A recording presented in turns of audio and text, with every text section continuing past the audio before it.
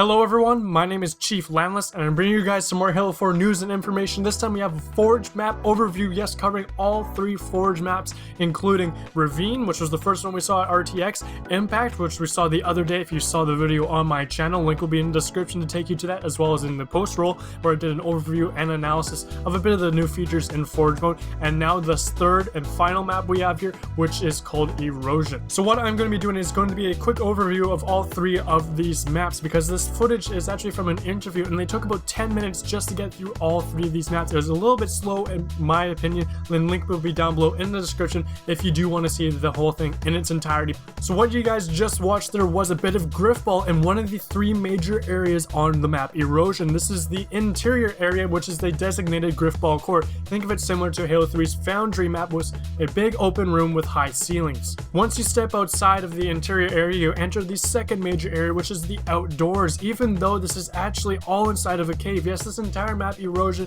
is in a cave, so you got stalagmites, you got stalactites, you got all these unique rock formations, you actually got some sort of skylight, you got some beams above you, and as you can see, this outdoors area is very tiered and it's got some unique rock formations, ramps, you name it, jumps. So this map definitely provides a unique atmosphere for your building creations, although this map out of the 3 is the least of the blank slates. As you can see, it's got designated areas for you guys. Think of it as similar to Forge World back in Halo Reach. They had a specific gulch area, which a lot of people, coagulation, hemorrhage, blood gulch, whatever you want to call it. You had that, you had the island, and then you had the upper platform, and then you had the Griffball court.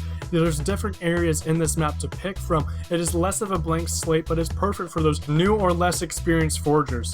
As you can see right here, we're backing away into the third, so to speak, area, which is over top of some water. You can actually build all the way from the water all the way up to the ceiling that you just saw there by the skylight, although you can't really pass that girder near the top there. But as you can see, this whole area is meant for you guys to build upon and use.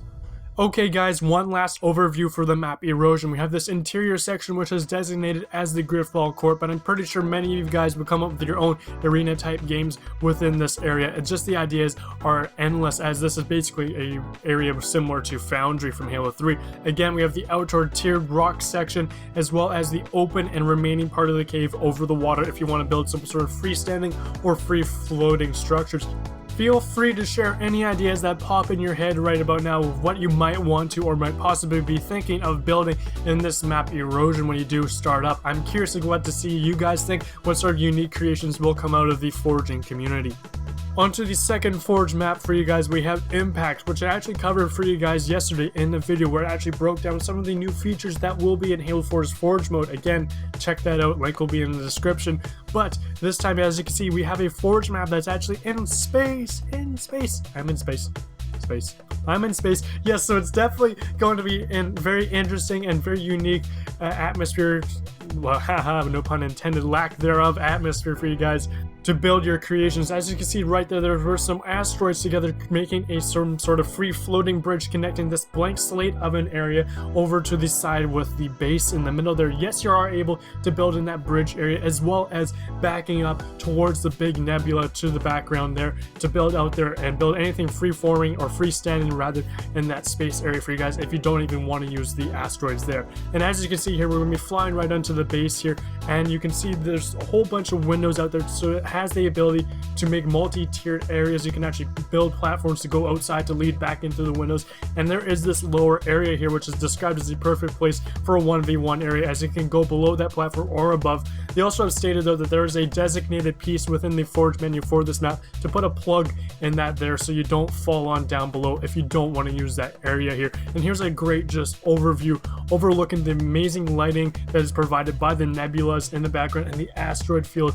in the area. So this skybox is just orgasmic here. We got a picture of a bigger rock in the background there, almost planet-like, and just, oh my goodness, the whole idea of being in space is a little overwhelming, but it's kind of cool that we actually have the ability to do this, especially with gravity volumes being introduced in Forge this time around, which allows you to alter the gravity in certain areas, which I did cover in that analyst video that I did mention 2 or 3 times now and that I did yesterday. Alrighty guys, on to the third and final Forge map that will be on Halo 4. We have Ravine, which again was debuted at this year's RTX, so finally we get to see it in a higher quality instead of off of the live stream. As you can see here, this is more of a traditional-esque Forge World style map. We have the green rocks, we have the Forerunner type structures for you guys. Now this is the second most blank slate of the map next to Impact for you guys, just because of the huge Forerunner structure. And as you can see, there was the Ravine, hence where the name Ravine comes from. And there's also a very minor bit of Forge structure in the middle there, separating a little bit of the grasslands and the rolling hills.